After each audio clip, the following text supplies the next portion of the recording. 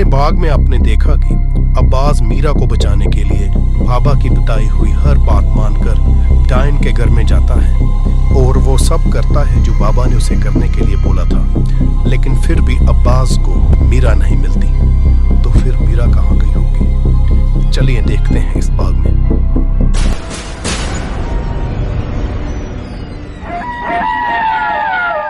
रात का समय है और अब्बास अकेला जंगल में भटक रहा है।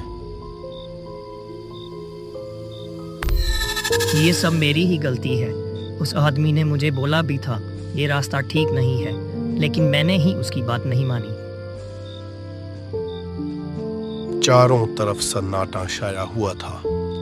अब्बास थक कर रास्ते के किनारे बैठ जाता है और अब्बास की सांसें भारी होने लग जाती हैं। हे खुदा, मुझे तो कुछ समझ में नहीं आ रहा। अब आप ही मुझे कोई रास्ता दिखाएं। तभी अचानक से एक औरत की आवाज गूंजती है। बेटा, तुम जिसे ढूंढ रहे हो उसे ढूंढना इतना आसान नहीं है। अरे, अब ये कौन है? अब्बास उस आवाज का पीछा करते करते एक बूढ़ी औरत के पास पहुंचता है। ना जाने वो कौन थी और जंगल में क्या कर रही थी। तुम्हारी बेटी जिस डायन के कब्जे में है वो बहुत ही चालाक है। लेकिन आपको कैसे पता कि मैं अपनी बेटी को ढूंढ रहा हूँ? बेटा, अभी इन बातों का समय नहीं है। वो डायन तुम्हें पहले भी एक बार चकमा दे चुकी है। लेकिन कैसा चकमा? जिस बाबा की तुम तब से बात मान रहे हो वो उस चुड़ैल का ही साथी है और वो बरसों से इसी मौके का ही इंतजार कर रहा था। तुम्हें अंदाजा भी नहीं तुमने कितनी बड़ी गलती कर दी है। लेकिन मैंने ऐसा क्या कर दिया? उस कुंभ में कोई दिव्य शक्तियां नहीं थी। ये सब डायन के साथी उस बाबा की चाल थी। उसने तुम्हें उकसाकर अपना काम निकलवा लिया।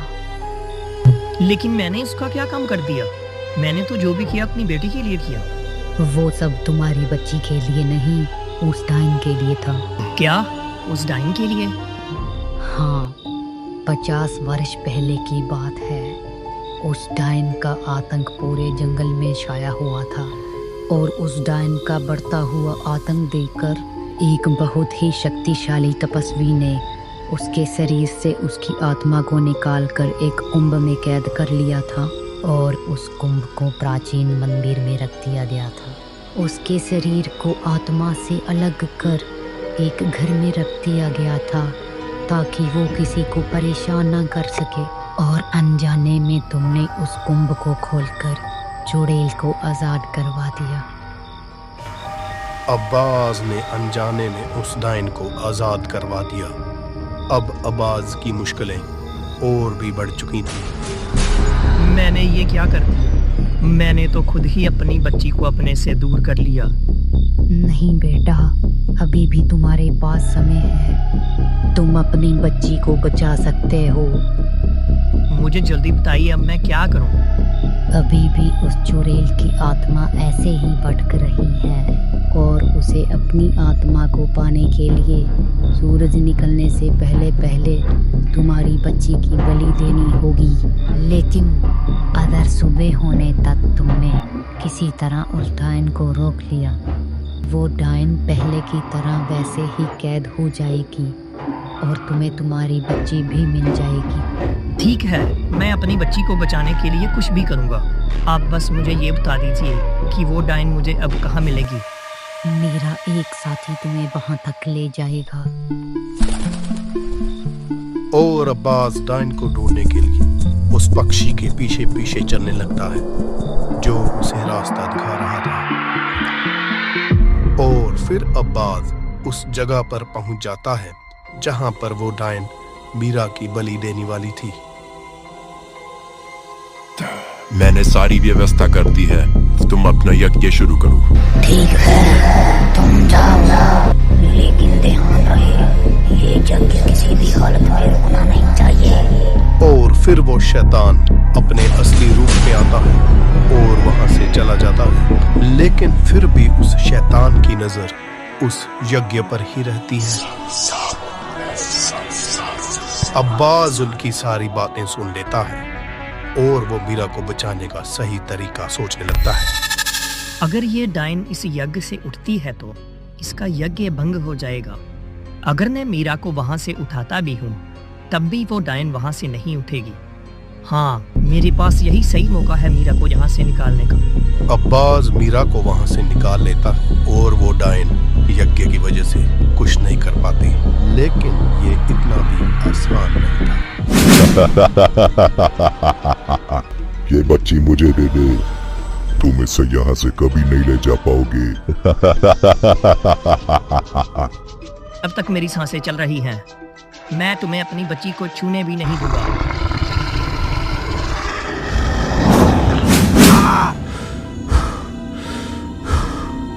ये तो बहुत ही शक्तिशाली है। मैं इसका मुकाबला नहीं कर पाऊंगा। मुझे कुछ और ही सोचना होगा।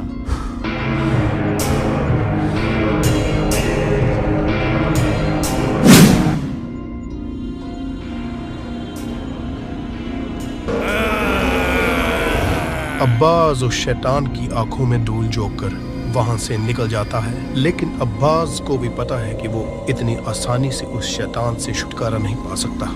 उस शैतान ने मुझे बाबा के रूप में उस मंदिर से कुंभ लाने को बोला था। इसका मतलब है कि वो शैतान इस मंदिर में नहीं आ सकता। मैं मीरा को लेकर उसी मंदिर में जाता हूँ। वो शैतान वहां नहीं आ पाएगा।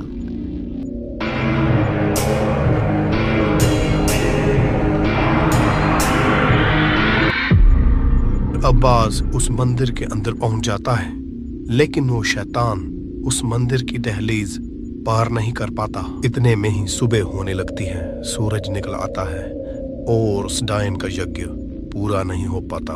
और फिर वो डायन और वो शैतान पहले की तरह ही कैद होकर रह जाते हैं। और फिर मीरा को भी होश आ जाता है और अब्बास मीरा को लेकर अपने घर की तरफ चला जाता है। और ये कहानी यहीं खत्म होती है।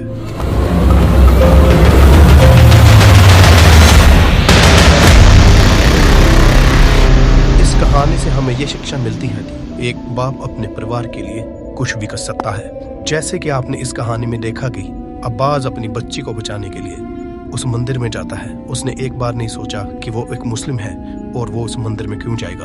और दूसरी बात, भगवान और शैतान का कोई धर्म नहीं होता।